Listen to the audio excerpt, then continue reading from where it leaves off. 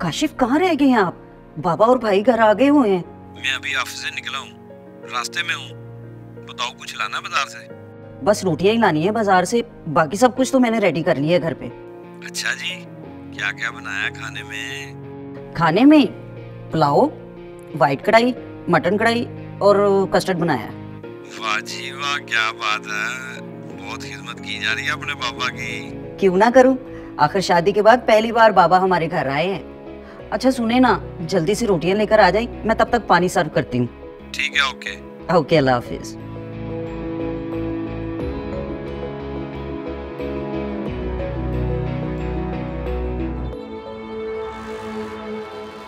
बाबा अब बाहर क्यों आ गए? बस बेटा, अब हम चलते हैं, तुमसे मिलना था, मिल लिया। सदा खुश रहो। बाबा बैठे तो सही, मैंने आपके लिए इतना सारा खाना बनाया और आप जाने की बात कर रहे हैं। बैठे पानी तो पी लें। ना पुत्री ना, बेटियों के घर का पानी पीना हमारे खानदान में हराम समझा जाता है। इसे वापस ले जा।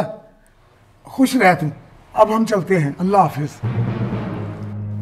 ठीक है आप जी, हम चलते हैं। काशिफ भाई को मेरा और अब्बा का सलाम कीजिएगा।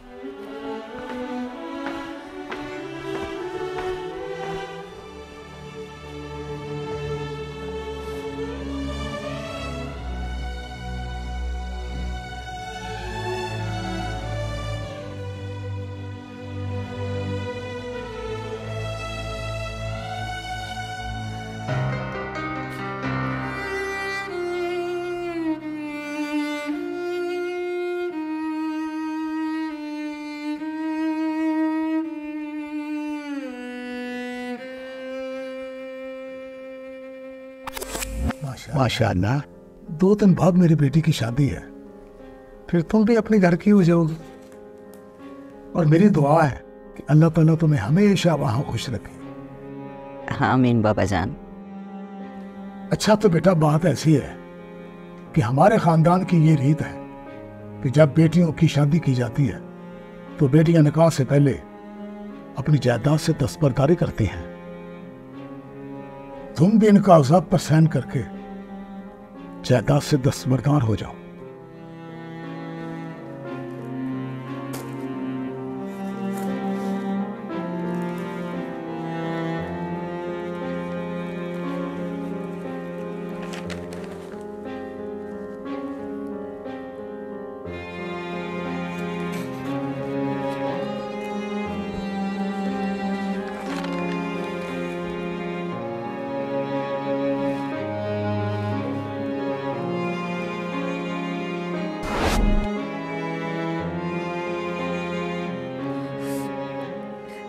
ये कैसी रीत है, कैसा रिवाज है ये कि बेटियों के घर का पानी पीना तो हराम है, लेकिन बेटियों की जायदाद हड़प करना हलाल है।